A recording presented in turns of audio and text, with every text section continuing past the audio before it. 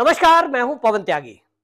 Khalistani movement चलाने वाला गुरु पतवंत सिंह पन्नू अब वो जो बैठकर के बकवास करता है, अब उस पर एनआईए ने एक्शन लेना शुरू कर दिया है। आपकी जानकारी के लिए बता दूं कि एनआईए ने भारत विरोधी गतिविधि करने वालों के खिलाफ अभियान छेड़ा हुआ है और इस अभियान में एनआईए ऐसे लोगों के खिलाफ एफआईआर करके कार्रवाई करती है जो भी भारत या भारत के बाहर भारत के दुश्मन या भारत के विरुद्ध षड्यंत्रकारियों के साथ मिली हुई है।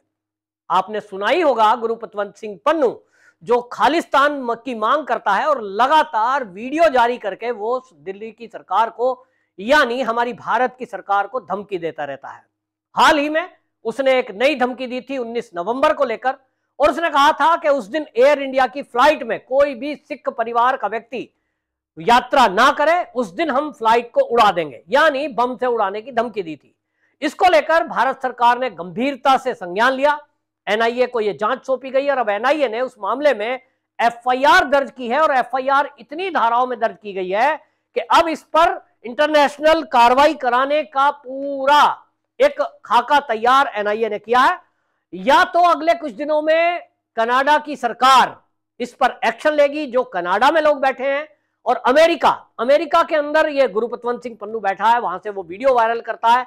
लेकिन अमेरिका को आपको बता दें जिस तरह की अब चीजें इसने की है, अभी तक ये धमकी दे रहा था कि हम खालिस्तानी मूवमेंट चलाएंगे, हम खालिस्तान की मांग करते हैं, तिरंगे को ऐसा कर दो वैसा कर दो, लेकिन ये पहली बार है कि सार्वजनिक रूप से गुरु पतवंत सिंह पन्नू ने एक फ्लाइट को बम से उड़ाने की धमकी दी है। यह सीधी सीधी आतंकवादी कार्रवाई है।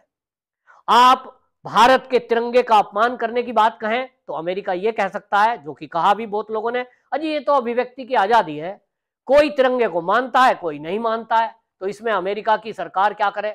अमेरिका के कानून इस पर कार्रवाई नहीं करने को लागू होते हैं। आपका कोई दोषी है तो वो यहां बैठकर कुछ भी कर रहा है।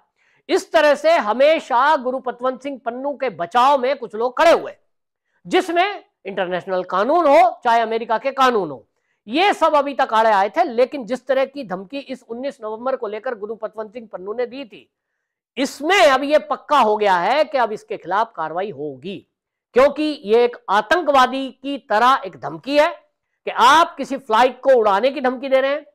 उसकी वजह से कितनी फ्लाइट पे असर पड़ा है, इंटरनेशनल लेवल पर उसका दहशत फैली है, और आप खुलेआम धमकी दे रहे हैं कि आप फ्लाइट को बम से उड़ा देंगे, तो यह तो सीधा आतंकवादी धमकी है। अब इसको लेकर जब एनआईए ने एफआईआर दर्ज की है, इसके बाद एनआईए उसको कोर्ट में सबमिट करेगी और कोर्ट से उसके खिलाफ सम्मन जारी कराने की बात करेगी और इंटरनेशनल लेवल पर फिर उस पर कार्रवाई शुरू होगी। सूत्रों के हिसाब से माने तो सरकार ने इसके लिए पहले से ही अपना होमवर्क किया है, एनआईए ने पूरी कार्रवाई कर ली है, यहां तक कि विदेश मंत्रालय इस मामले में प्लस माइनस सारे एक्सेप्ट देखने के बाद, वो एक्सपेक्ट देखने के बाद ही अगला कदम उठाएंगे। अब इसमें यह माना जा रहा है कि वो अब दुनिया के किसी भी कोने में बैठा हो, कार्रवाई उस पर होगी। अभी तक जिस तरह से अज्ञात हमलों में, चाहे आपने देखा कि पाकिस्तान के अंदर आतंकवादी मारे जा रहे हैं, चाहे कनाडा में एक आतंकवादी मारा गया, और खालिस्तानी मूवमेंट चलाने को लेकर हरदीप सिंह निज्जर की जो हत्या हुई थी, उसमें भी ये बात उठी थी कि भारत की सरकार के द्वारा ये सब हत्याएं कराई जा रही हैं। इस पर भी भारत की सरकार ने कड़ा जवाब दिया था। कनाडा को अभी हाल ही में हमारे विदेश मंत्री एस जयशंकर ने सीधा सीधा कहा कि भाई आपने आरोप लगाए इतने दिन हो गए, अभी तो कोई सबूत नहीं दिया, तो आप इस पर सबूत दें वरना माफी मांगे।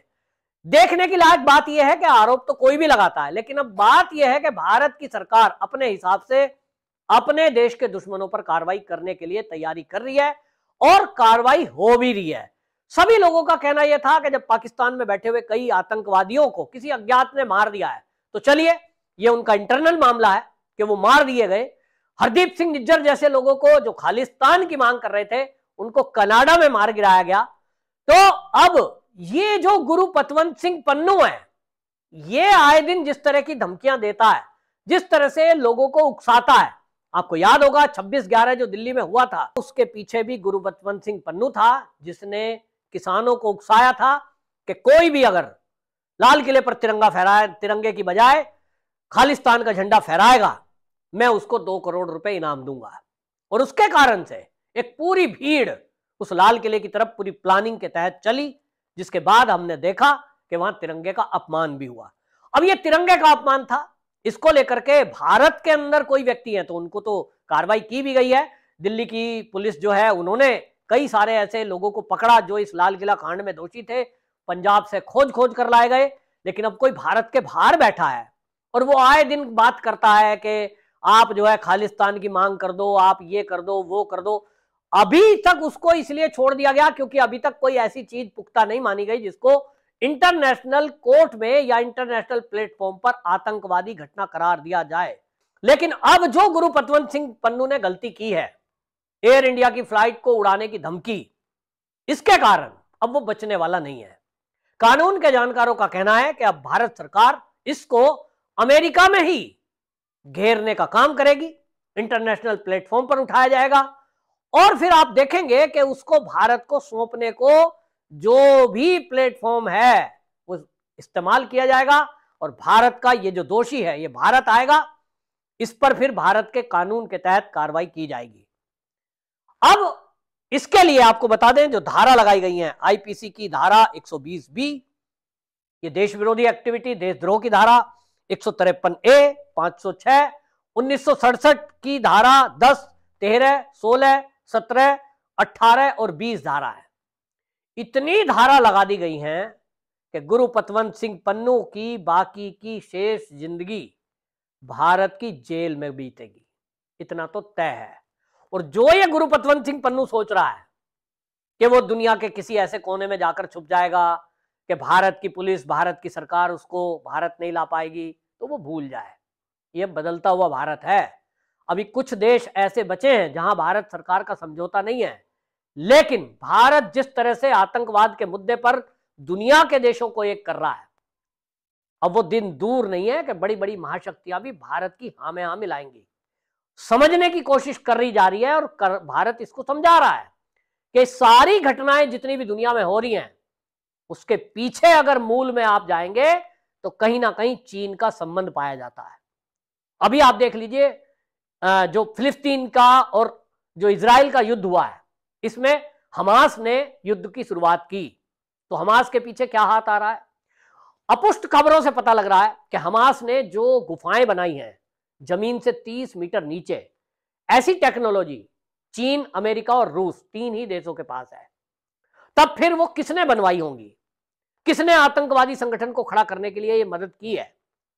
अमेरिका कर सकता है क्या? तो अमेरिका और इजराइल की दोस्ती है। फिर क्या रूस ने की होगी? रूस मामले में न्यूट्रल रहता है, वो भी ऐसा नहीं कर सकता और इसीलिए सक्की सुई चीन की तरफ घूमती है, क्योंकि इसमें पाकिस्तान का भी हाथ पाया जा रहा है। जिस तरह से हमास के आतंकवादियों को ट्रेनिंग दी गई, इसमें ये पाया जा रहा है। और इस तरह से आप देखिए कई सारी घटनाएं, जो पाकिस्तान से भारत में आतंकवादी आते हैं उसके पीछे कौन है? पाकिस्तान के तो खुद के खाने के लिए पैसे नहीं है, फंडिंग चीन करता है।